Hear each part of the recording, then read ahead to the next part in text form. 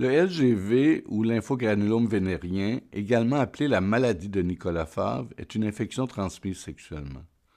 Le pathogène responsable du LGV est le Chlamydia trachomatis.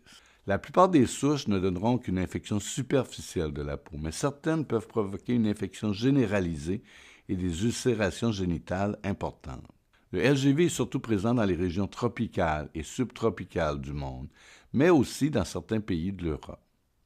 Ailleurs, l'infection n'est que sporadique après importation par des personnes à risque, touristes, militaires. Depuis quelques années, on constate une éclosion du LGV à Montréal qui touche particulièrement la communauté gay. Le LGV se transmet par contact sexuel avec personnes infectées. Les personnes les plus à risque de contracter le LGV sont ceux et celles qui ont des relations sexuelles sans condom, avec un nouveau partenaire ou avec plus d'un partenaire, avec un partenaire qui travaille dans l'industrie du sexe ou qui est originaire d'un pays tropical.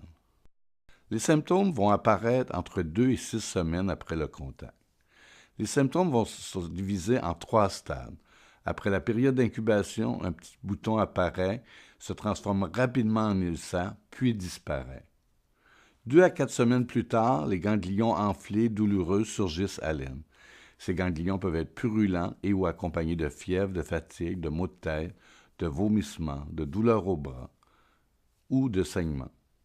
Si on ne traite pas le LGV, les ulcérations peuvent provoquer des complications, comme une enflure importante des parties génitales. Chez l'homme, le LGV peut apparaître sur le gland, le prépuce, le corps du pénis ou à la sortie de l'urètre, parfois même l'anus, le scrotum ou les cuisses. Chez les femmes, le LGV va se retrouver au niveau du vagin, des lèvres génitales, de la région périanale et rarement au col de l'utérus. Le LGV est une maladie difficile à diagnostiquer à l'examen clinique. On doit procéder à une culture à la base de l'ulcère ou une prise de sang peut être utile, mais ce n'est pas vraiment le test de dépistage du LGV. On peut traiter le LGV à partir d'antibiotiques pour une période d'au moins 3 semaines. Le traitement peut être plus long chez les personnes infectées du VIH.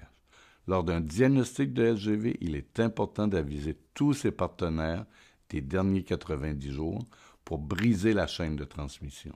Pour éviter de transmettre, de contracter le LGV, utilisez toujours un condom, adéquatement, systématiquement, à chaque relation sexuelle. Et si vous êtes actif sexuellement, de passer des tests de dépistage des ITS et, en présence d'un ulcère, s'abstenir de s'engager dans des activités sexuelles et consulter un médecin rapidement.